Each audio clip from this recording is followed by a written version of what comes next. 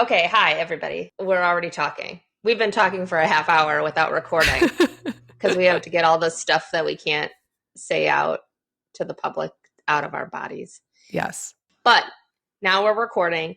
And yes, we were supposed to have a guest today. And unfortunately, they are sick, like sick. So we're sending good vibes to them for sure. Yes. And hopefully we can reschedule. So I know we were like, guess what's coming up? A really cool guest. Just kidding. Joke's on you. It's just us. But you know what's funny? I was going to tell you, Jen. So I keep track of all the data for our podcast, or don't keep track. I just have access to all of our numbers and things. So I'm constantly sending Jen updates on where we're at. Which I love. Yeah.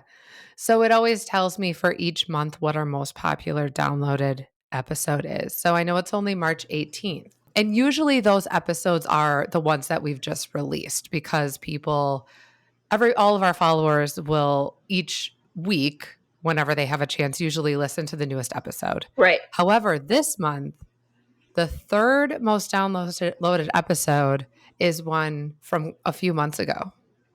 Okay, which one? Pet peeves. Oh. It's always up there. Is it? Like anybody new who stumbles across our podcast, I think that's one of the first ones they always download. Do you think we need to do a second round of pet peeves? Maybe after a wedding season so I can get a good refresher. Yeah, oh, have fresh ones? Yeah. What's number 2? This month it was just the last 2 episodes that we released. So Bryn Mawr and then Got it. Who did we do before that? Oh, Sean. Yeah, Lux. So it was those 2, which is normal because it's the most recent ones. But then that one from way back in the archives. Yeah. Oh, I love that. Mm-hmm. That's a good little tidbit. Yeah. Okay, let's do the housekeeping stuff. Are you proud of me that I remembered that we're doing housekeeping stuff at the beginning? Well, I know you can't see Jen, but she looks professional today because she has a meeting. So I think you're in your professional mindset as opposed to your sweatpants mindset. I have sweatpants on the bottom. Oh, okay. Okay, what do we got? Okay, so we have WED MKE. Yes, I'm pumped. Yeah. So Jen and I are going to be at WED MKE. It's going to be on April 16th. The website is literally wedmke.com. So you can go on if you want to get VIP tickets. It's $15. You get in early. You get a goodie bag. You get a glass of champagne. So there's some perks to get in that VIP entry. But otherwise, it's free. Also, I'll throw in a hug. If you get a VIP ticket, I'll hug you. I won't, but Jen will. No, Megan will not hug you. I give great hugs, so. Yeah, so we have that coming up. Jen and I will be there. We are going to take questions from brides and grooms. I'm not sure if we're going to answer them live or if we'll save them up and do a podcast recording maybe where we'll answer all the questions we get there. But we'll have some fun stuff. Yeah, I like that. It's April 16th, Turner Hall. Okay. Let me see. I wanted to remind everybody that next week, the last week of March, early April, I'm going to be on a work trip to St. Vincent and the Grenadines, which means that anybody who puts a deposit down on a Sandals or Beaches vacation with me, I've got some bonus freebies that I'm able to give people. So if you're thinking of doing a trip that week while I'm there, which will be next week, it's a great time to do it. And it gave me the list of things that we can offer to people. So it's stuff like a $250 credit at the spa, 3-hour snuba experience. So if you've never tried scuba before, it's a great intro. Cool. Private beach dinners, catamaran cruises. So it's like pick your own adventure kind of thing. And you don't get those bonuses any other time. And I only do these trips once or twice a year. So are you going by yourself then? There are a handful of other travelers. But you're going, you're not going with. Yes. Yeah, you're not going with Kathy. I'm not going with Kathy. I can't bring anybody unless they work for me. So if anybody wants to go on these trips, you just have to come work for me. I'll bring you along. Yeah, I've worked for Megan. It's not so bad. Okay. And then lastly, while I am there next week, Jen and I have a big announcement coming. And this will not be like the big guest. That just won't happen. We're actually going to have a big announcement. It's not just a tease. So we might do an Instagram live. We might do an Instagram post. We'll definitely mention it on the podcast, but you got to follow us on Instagram, listen to the podcast. It's super cool. Yeah. Yeah. So that's all of our housekeeping. Yeah. Awesome. Okay. I'm going to add in one. I'm going to plug just myself. Yeah. Well, I just realized I'm planning a couple of honeymoons right now and some solo trips. Mhm. And I'm like, dude, if you want to do that this summer, it's time to start planning. So I'm reminding people that Megan does just to the Sandals and Beaches resorts. Yep. And I do them all over the world. Shoot me in the head sometimes. Where are your honeymooners that you're planning right now going? Yeah, so I'm doing like a 3-week trip in Italy. Oh, that's awesome. Uh-huh. I'm doing a 10-day trip in France. So they'll do Paris and then the south of France where we found a little, kind of village outside Nice that they're going to be staying in. Yep. One of my solo trips is I'm sending a solo traveler to Scotland for 10 days. Very fun. So, I mean, I would say right now my expertise still lies in Europe. Which is great because that's what we're talking about today. It is. Yeah. I spend a lot of time in Europe, which it sounds so weird to say that. Like I now go to Europe 2 to 3 times a year. This year I might be going 4 times, which is wild. So because I only do Sandals and Beaches in the Caribbean, I know the Caribbean really well. Mm-hmm. I think it's nuts. Other travel agents who do like all over, like I don't know how you retain all of that knowledge. So I think it's good to have like a little focus, right? Europe is huge. Totally. It is huge. And I will give a little bit of a behind the scenes look into how I work. I typically, unless it's a place I've been to multiple times myself, I do typically connect with another travel planner in that place. Mm-hmm. It's not at the cost of my clients for me to do that, but it's, I look at it as educating myself and it's worth the investment. So I'll connect with a travel planner who specializes just in Tuscany, for example. Right. I think sometimes there's places that are way easier for me to do the research on my own and other places that I'm like, no, I really want to nail this. Yeah. And so I'm going to touch base with somebody who I know who lives there or works there. Yeah. And you travel there a lot, so that helps too. I do. Yes. So it's also like I'm so familiar with what to expect. But I mean, when I share this trip, it's still obviously a little uncomfortable. That's okay. Yeah. So Jen's doing it all. She's doing it all for you guys. Yeah, exactly. So if you want to go to Switzerland, yes, honeymoon by yourself. Oh, yes. With your family. Help plan a wedding there. It was pretty. Jen wants you to plan a wedding. Okay. Yeah. It was very cool. So I was just in Switzerland and I have to tell you though, I don't know if I told you this. You have not told me anything about this trip because we have been waiting to record. Okay. All I've seen are your Instagram stories where I had COVID and you're off gallivanting through the Swiss Alps. And I was so jealous. Yes. So I'm excited to hear. Okay. So I have to start from the very beginning on how this trip even came about. Yes.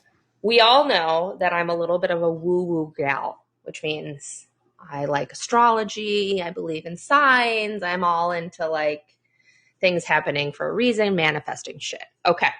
So this is back in December. I'm up in Milwaukee visiting the Beauchamps, which is my second family. Mm-hmm. And I'm having coffee that morning with Elizabeth and Brian, who just wait real quickly. I'm only going to do this once so everyone really knows who they are. I nannied for this family. So they have 3 grown kids now that I've known their whole lives. Mm-hmm. And now I'm just friends with everyone, the kids and the parents. I'm just like a family member. Right. So I'm with Elizabeth and Brian. And one of the things Brian did is when each child graduated, I think it was their spring break of their freshman year of college, he was like, you can pick a place in Europe and I'll take you, which is so cool, right? Mm-hmm. So Grace, the oldest, chose Switzerland. And this was right before COVID. They actually were one of those stories like your mom and dad. Like they almost got stuck in Switzerland. That wouldn't be the worst thing in the world. It's very expensive though. Okay. Probably would have been fine for them. I would have been screwed. But anyways, that was the first time, like Grace is great at like social media. So I'm just like following her stories and I'm like, I need to go to Switzerland. Mm-hmm. But it's very expensive. So I'm sitting having coffee with Elizabeth and Brian back in December. We're talking about this. I say that. I'm like, yep, that was the first time Switzerland got put on my radar. I really want to go, but it's expensive. So I have to figure out how to do it. Okay. Yeah. Brian goes to work. Elizabeth goes off to like an appointment. And I'm sitting there working from their home. And my friend Catherine calls me. She's a planner here in Chicago. And she's like, I just got off the phone with this woman who's based in New York and Berlin, I think. And they're hosting a retreat in Switzerland for American planners. This is like an hour after I have this conversation. Okay. And she's like, I want to connect you because I think you would be a good contact for you. So she connects me. 2 days later, I meet with this woman, Maya, and I'm going to Switzerland. That's awesome. Right? Right. Yes. So I have to pay for my own flight. But, you know, when you're going to Europe, it's like, I'm not just going to go for 3 nights. Like, you have to make it a week. So I, on We Roam Solo, have been getting a following pretty quickly. Yeah. On a fresh event, it took me 8 years to get to like 4,500 followers. On We Roam Solo, I launched the Instagram kind of officially in October, and I'm almost to 4,000 followers. And We Roam Solo is Jen's company that promotes the solo travel. Yes. So I was noticing there was like some traction, like one of my reels got 80,000 views, some get 10,000, like, which is for me a lot. Yeah. So I decide, what the hell? And I email hotels in Zurich. Not many. I really like focused on hotels that I thought would be a great fit for like a solo female traveler, which to me is always like a boutique, small, curated property. Yep. And my top pick emailed me back and they were like, yeah, we'd love to host you. That's awesome. Right? So in exchange of being hosted, you know, I was like, I'll put together some reels and I'll make sure that it gets, you know, X amount of traction. And it just, I mean, like this now kind of is like, so exciting. Yeah. Like this whole trip just was like so cool like that. Yeah. So I felt like this trip, which I'll get to, but I felt like it was like a kickstart of kind of this new journey I'm going on. Okay. Or like new career path. And I might be an influencer. Wouldn't that be fun? I think I'd be a great influencer. You do. You make great videos. You guys have to follow Jen on all of her social media accounts. So that's how I get to Switzerland. Okay. Yes. So I fly to Switzerland 2 days after I got back from Montana. So it was a lot. Yep. I get on the plane and I'm right next to this Swiss man and we start chatting. And honestly, I'm not going to talk about this at all except this. The first things out of his mouth were like, so how do you like your new president? And I'm like, oh God. And honestly, in Switzerland, that's all I heard. Everyone's talking about us. Yeah, I believe it. And not in a cool way. Yeah, right. So I kind of was like, oh God, this is my first time going to Europe post-election. And I'm like, oh, fuck. But, oh no, that's a lie. It was my second time. All of a sudden, you're Canadian. Yeah, exactly. I'm like, me no speak English. I'm Canadian. Oh, shit. I think they speak English in Canada. I think you can pull it off. So I fly there. I don't sleep, as we all know. So I land, and I decided my first 2 nights that I'm going to stay in an Airbnb room. I did that in Munich, and I really liked it. Mm-hmm. So I found this really nice Airbnb hosted by this wonderful woman. Her name is Salvia. And I felt so bad because she was just such a great host and was like, you could do this. Oh, you could take the boat and do this. And I was like, girl, I'm not doing anything. If I've learned anything, it's just like, you know, I cried in Munich. Right. I'm like, you know what? I think my first day when I'm in Europe now is just going to be like recalibrating. Sleeping. Yes. So I take a nap, but I cried anyways. But I did that night have dinner with Salvia. She made dinner for us. Mm-hmm. And it was awesome. She's in her late 50s. She looked younger than me. And we're sitting and having dinner. And I open up to her about my fear of taking the train. Okay. So I have to take the train from Zurich to Davos. And I'm having a ton of anxiety about it. Mm-hmm. I'm not a public transportation girly. Never have been. Mm-hmm. I mean, I came of age in Milwaukee, Wisconsin in the early 2000s where you did not ride the bus. I rode the bus all the time to get over by you. Are you kidding me? I took the bus from Marquette to get to UW Milwaukee all the time.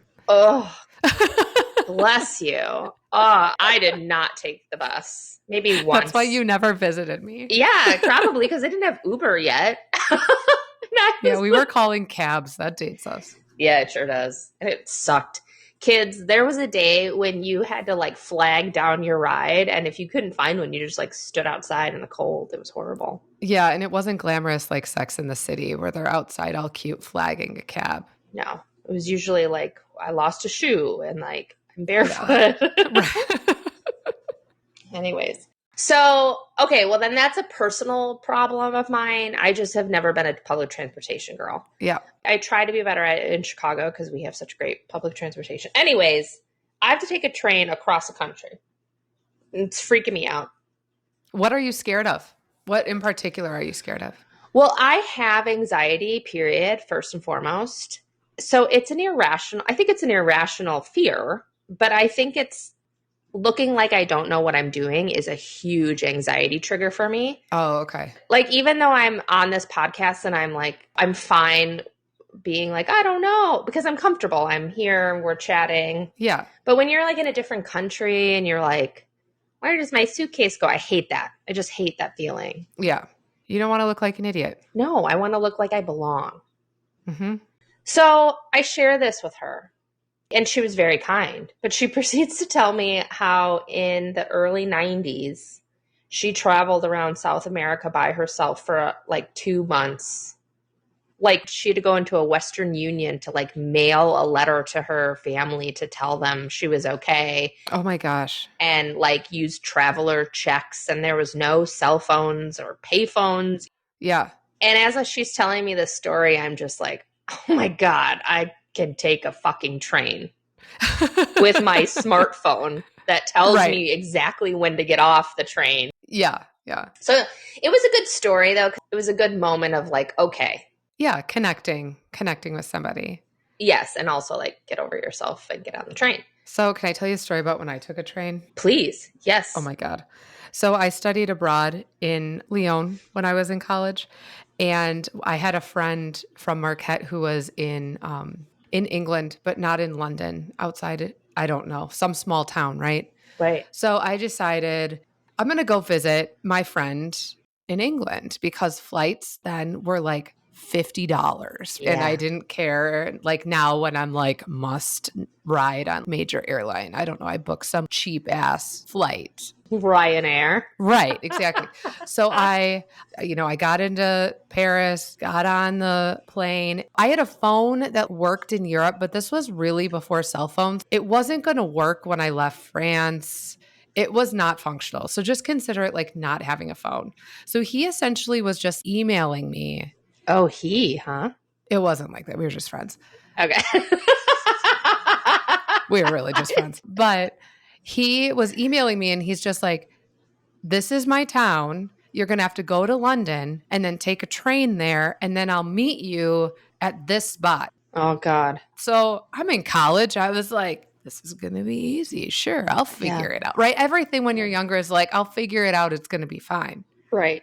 So I got on this crappy airline. Then we got there. If you know London airports, there's like Heathrow, which is the major one, and then there's Stansted. I flew into Stansted. That's like the midway to O'Hare, I'd imagine. Yeah. Yeah. So I fly in there and then I get off and I'm in England. So everything's in English, but I had to go from the airport and take like their subway essentially to the train station. And there's all these people and all these signs and it's so busy. I didn't know if I was getting on the right train. I look back at this trip and I'm like, how did I even get on the right train? But I did. I got on the right train and then I'm on this train and I'm like, I forgot like kind of where I was going.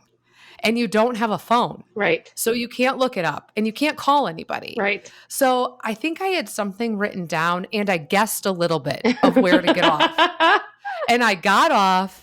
And I don't remember ever really freaking out, but I was kind of freaking out because I was just like, well, yeah, what's the worst that's going to happen? If I can't find this guy, I guess I'll go back to France. Right? Like, I don't know. Like, I'll just figure it out. I guess I live here now, yeah, right? Exactly. So I ended up getting off. I got off at the right spot, but I went to the wrong train place to meet him. And he like was wandering around town and eventually found me. Oh my God. But I survived. Yeah. Survived to tell the tale. Yeah.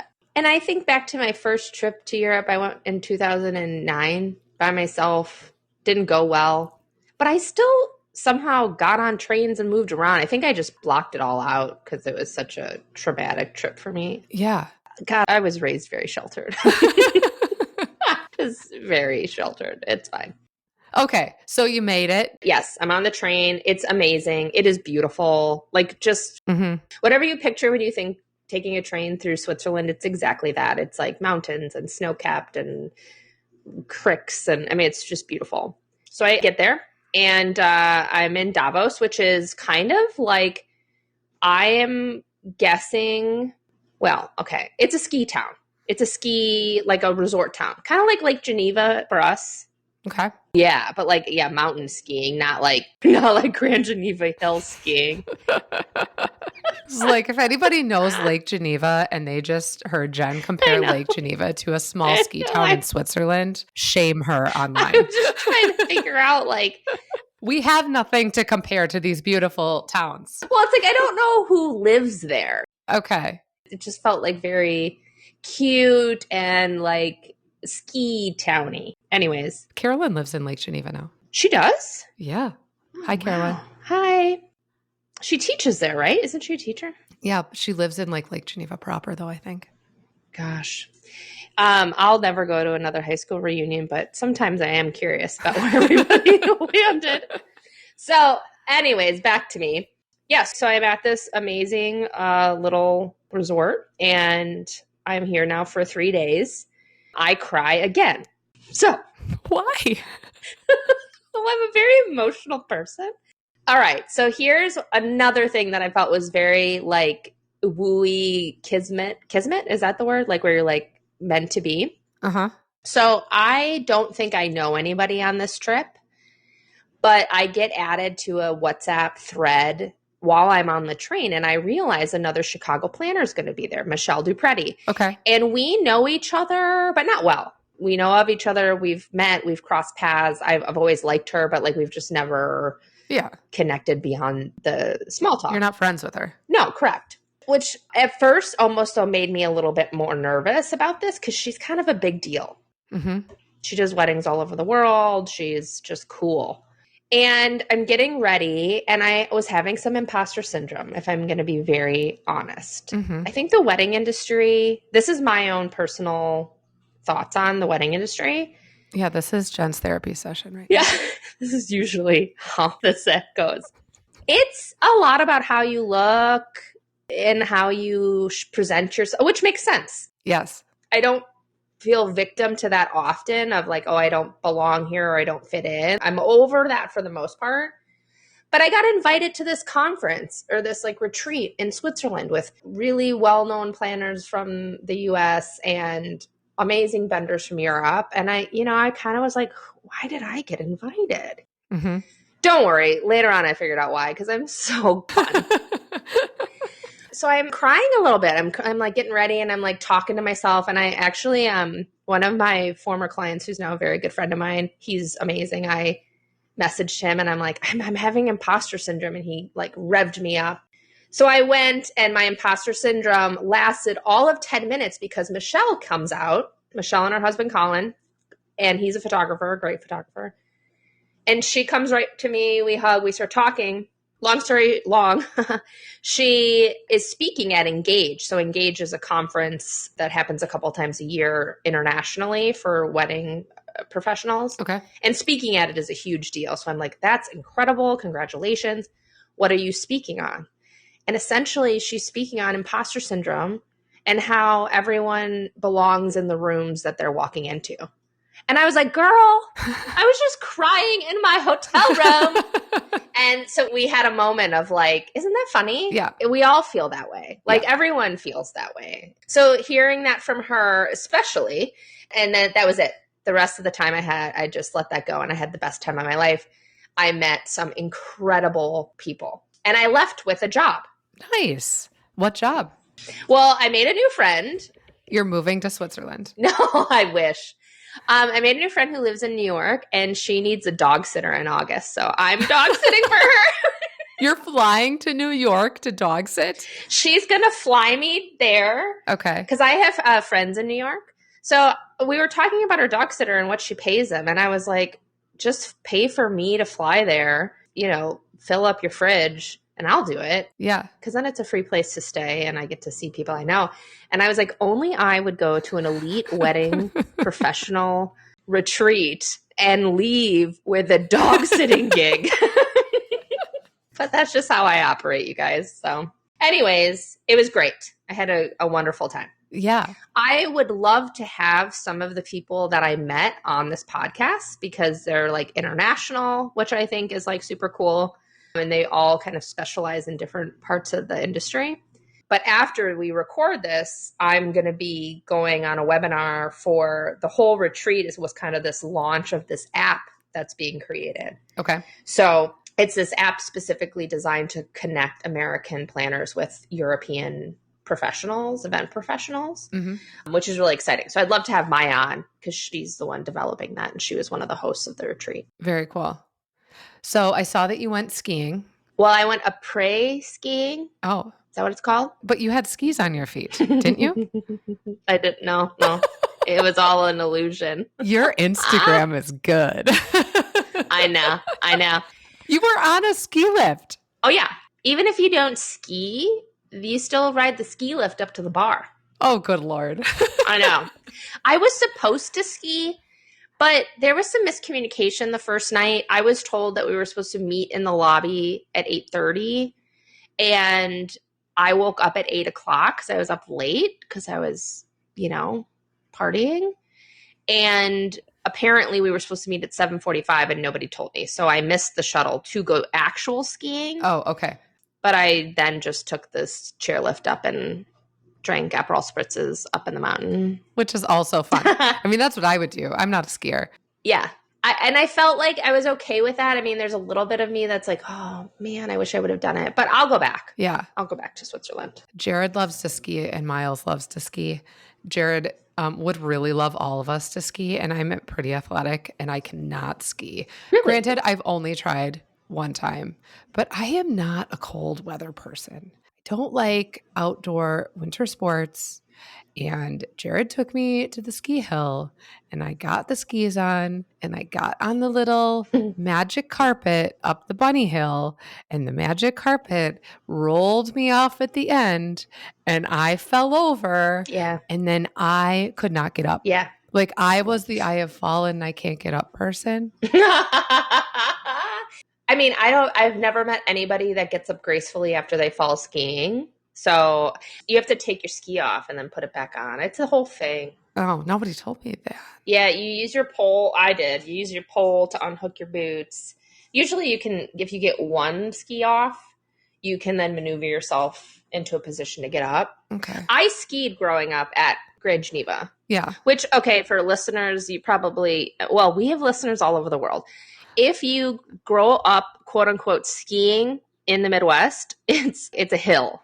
Yeah, there was a ski hill by us that was literally a garbage dump that they grew grass over and is now a ski hill. Like, these are not large hills. It takes you 2 minutes, if that, to take the chairlift up to the top of the hill and then like a minute to go down. It's exhausting, to be quite frank, because you're spending most of your time, heave-hoeing yourself back to the chairlift.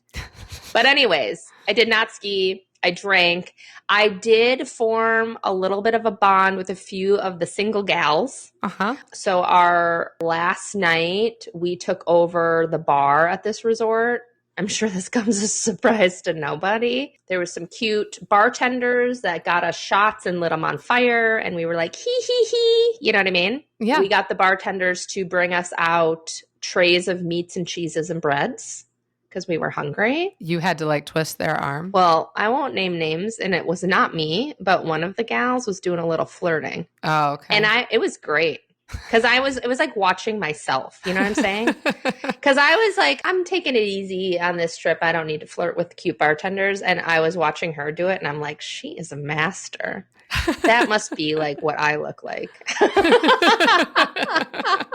So it was nice to reap the benefits without having to do all the flirting. Yeah. But we had a great time. Good. I really did. I felt like I made lifelong friends and connections. I definitely was supposed to be there. So you had 2 nights in the Airbnb. Yeah. And then you went and did your 3-night retreat. Yep. In Davos. Yep. And then did you do something else after that? Yep. Then I went back to Zurich and I stayed at the hotel. I stayed at the Market Gassi Hotel. Okay. So they're the ones that hosted me. Okay. It was amazing. And I am not just saying that. Like, first of all, I made sure that I'm doing this correctly. They didn't pay me to do anything, so this is not an ad. Right. They did host me. Yeah. Jen and I are making no money from this podcast. No. Let's be clear. None. We are making no money. And I will say this too. If you are a hotel listening and want to partner with me, it is important to me that it's on brand. Like, I'm not just going to stay at a hotel that isn't on brand for me and my followers. It has to fit what I'm trying to provide for my clients.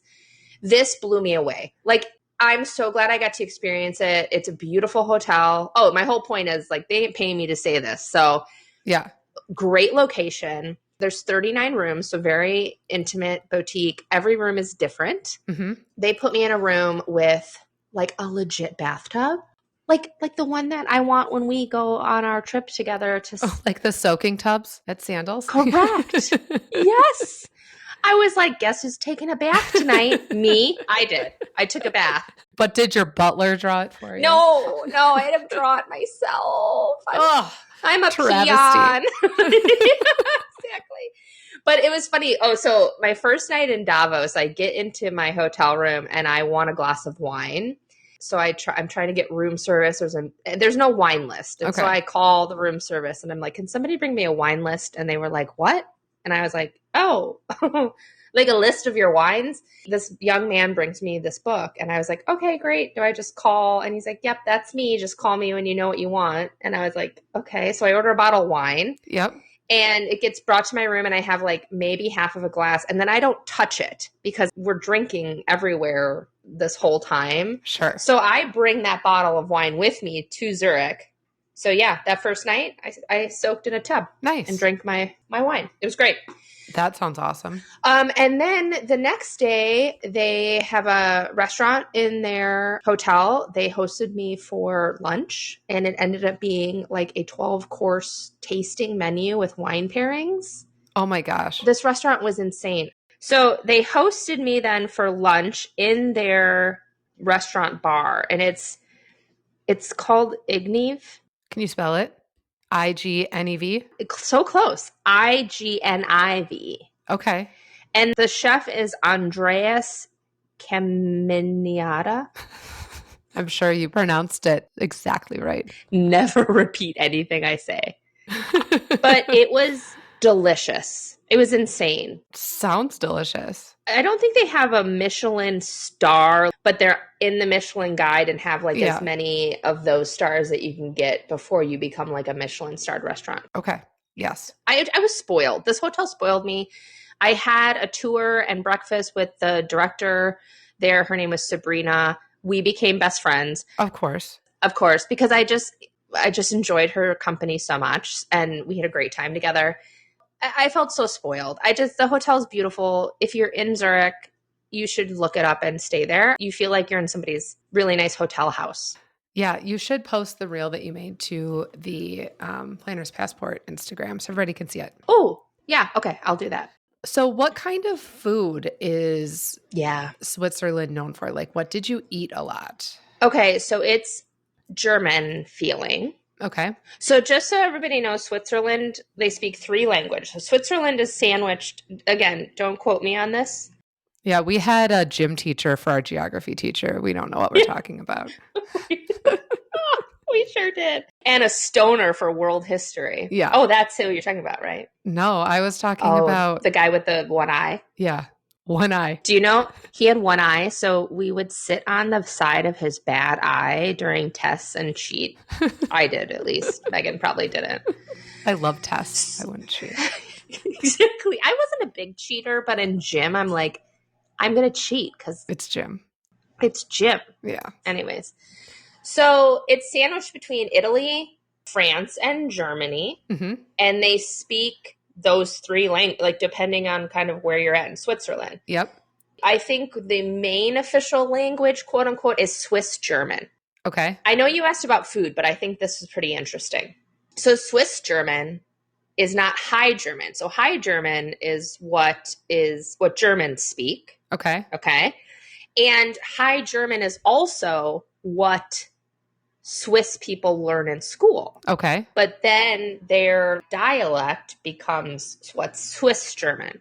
Okay. And after having a conversation with a Swiss person about this, what I could compare it to is American English and Scottish English. So we're both speaking English, but I don't know if you've ever talked to a Scottish person. I have no idea what they're saying. Yeah. Yeah. So it's like, they're speaking English, but you have no idea what they're saying. So I think that's kind of interesting. The food was very German feeling. Meats, like I had lamb, beef, potatoes. I had like potatoes au gratin. That's interesting to me. They have schnitzel. Do you think it depends on the region? I'm thinking about it and I'm like, you're sandwiched between Italy, France, and Germany, and you choose German food? Yes. Well, so I was in Zurich. That's kind of it. So Zurich's north, so it's going to be closer to Germany. Okay. My last night there, I met this amazing planner, Laura. She's a Switzerland-based planner. I met her at the retreat, and we ended up meeting for dinner that last night, and she took me to like a traditional quote-unquote Swiss restaurant, and it was German. I mean, it was like schnitzel and yeah. But I can't believe I didn't tell you this. So the Swiss are known for their fondue. Okay. Yep. Also, side note, at a bar I was talking to this one guy, and I asked if he knew what Swiss Miss was. Like the hot cocoa? Yeah. Oh, God. He was like, no. And I showed him a box of Swiss Miss, and he was like, okay. He's probably like, this explains a lot. Okay, so first night at this retreat, we ended up going out to dinner, just a small group of us, for fondue. Okay. And if I'm being totally honest, in my head, I've had American fondue and I'm like, meh, like it's never done much for me. Right. So in my head, I'm going to Switzerland and I'm not like, oh, I need to eat chocolate and I need to eat whatever. We order fondue and holy fuck. It was one of the best things I've ever eaten in my entire life.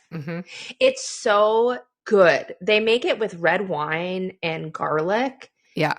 And there's no meat anywhere, but it is so savory that when you're eating a piece of bread soaked in that cheese, you're like, am I eating a steak? I don't know how to explain it. Like, it's so good. We really fuck everything up over here, don't we? We do. It's because we don't take the time. I know. I'm sure making that pot of fondue was not like microwaved. Velveeta cheese. Yeah, exactly. So if you go to Switzerland and have the opportunity to eat traditional fondue, please do it. I'm not even a huge cheese person. I mean, it's so good. So good. Yeah, that sounds delicious. But that night, we also ordered Spätzle. That's German. Is it? Yeah. It's noodly. Yeah. Which kind of is like, oh, maybe that's where that came from, like the Italian? Because Davos is like south? No, I think it's German. Okay. Well, then, yeah, I just ate German food. But I like German food. There's nothing wrong with that. It's just surprising to me because if I was thinking of those three cuisines, and maybe it's just personal preference, I would gravitate more towards like an Italian or a French cuisine over a German cuisine. Yeah, I guess I really do love German food. I mean, it's very meat and potato focused, which is what I grew up. I mean, Wisconsin's very German. Yeah. This was cool, though. One night we were at a restaurant, and they bring out our plates. Yeah. And we're eating. The food's amazing. And then the little old woman comes out with a tray of food for you to take more if you wanted. Oh, that is cool. Isn't that cool? And I guess that's kind of normal there. Okay. They just come out and they're like, would you like some more asparagus or meat? And you're like, what? My one complaint, and I was warned about this, and it is very true. They're wine pours, man. You watch them pour a glass of wine and they stop and you're like, wait, what? Is it like a tasting pour? It's like a tasting pour for $18. So Jen's tip is order a bottle so Well, you can yeah. pour your own. I was almost like, just give me 2 glasses right now. Yeah. Just save yourself the time. So that's what I would say to you. Just either order a bottle or whatever. But I will tell you, everyone I talked about our podcast. So I think you said that we already have some Switzerland-based listeners, right? We do. So this month so far, the listeners that we have are the United States, of course, is always the bulk of it. But then we have Switzerland, Norway, Italy, Germany, I believe. So it's very focused on your trip. That makes sense. Oh, the Czech guy reached out to me via social media when I was in Switzerland. Well, he probably saw you were there. He did. And he was like, how long are you going to be there? And I was like, a week. And then he was like, oh, I can't make it. You're like, I didn't ask you to. I know. But he did invite me again to come out in the summer if I wanted to. So you never know, you guys. We'll see what happens. Yeah. Yeah. So if you're going to go to Switzerland, where did you fly into? I flew into Zurich. There is a direct flight from Chicago to Zurich. Oh, nice. Okay. Which is nice. Okay, I just want to make sure I covered everything. Yeah. Did you plug everything that you wanted to plug? I also want to plug one other thing. So I'm going to do this more often when I travel, and you'll benefit from this, listeners, by our content. But I hired a really lovely young woman named Yana. She is a social media content creator. I decided that moving forward, it's a good investment in my businesses. Just to have somebody like capturing me doing stuff too, because it's kind of hard to like do that. And it was great. We had a great time. Okay. So shout out to her. I'll tag her in the reel just so everybody can see. Yeah, I'll tag everyone that I've talked about just because I feel like everyone should get a little bit of a nod of credit. So how long did she like follow you around? She followed me around for 4 hours. Okay. And actually I followed her around because I wanted to get I'm like, where would you take me? Yeah. You know, and she's like 21. She's a doll. Yeah. Total doll.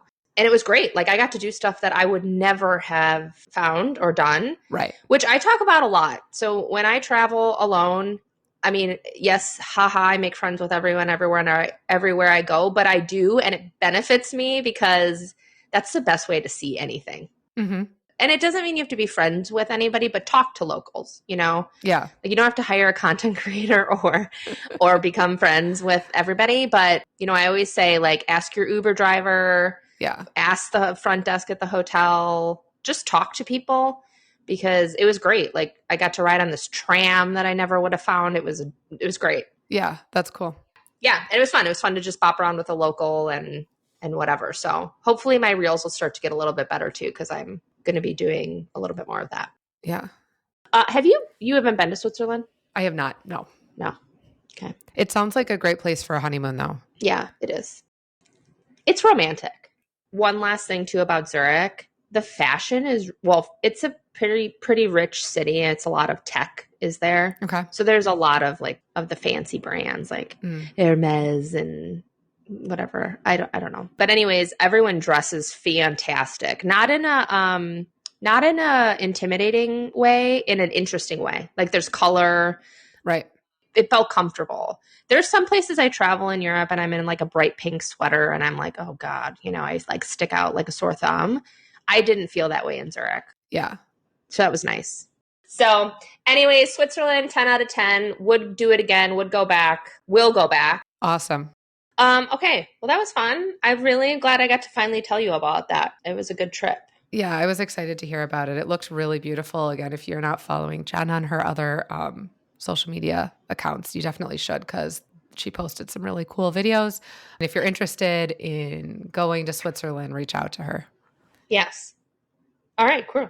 Anything else? I like how I'm trying to pimp us and you're just like, yeah, okay, cool. Yes, hire us. I always forget about that. That's also what we do. We are event planners, we are travel planners, and we are podcast hosts. So yes, if you need help with anything that has to do with awesome stuff, we can plan it for you. One of us can. Yep. Or both of us. Sometimes Megan will send me something that'll be like, oh, if we booked, what is the one in Vegas? It was like a Taco Bell wedding. Yeah, Taco Bell's doing this thing where you can have like a Taco Bell wedding. Yes. I don't remember the specifics, but I immediately sent it to Jen. I was like, oh my God, we should plan that together and be involved in this Taco Bell wedding. Yes. I have always wanted to be involved in some sort of Vegas wedding. I don't want to renew my vows or anything like that in Vegas, but I want to be involved in some sort of cheesy Vegas wedding. All right, everybody, put it out there. It's in the universe. I'm putting it into the universe. I'll be your bridesmaid. I will be your wedding planner. I will be your hype woman. Can I be the person that follows around creating content? Yeah. That's what I would do. Be the content creator. I could also be a bridesmaid too. We could both be bridesmaids. Yeah. Megan will be the mom taking care of you bridesmaid, and I'll be like, let's do another shot bridesmaid. No, when I'm in Vegas, I like to have fun. Okay, good. So if you want to get married in Vegas, ping us and we'll talk. We'll talk. We'll plan it for you. Heck yeah. Mm-hmm. All right. All right. That's it. I'll see you next week. I'll see you next week. Okay, bye. Bye.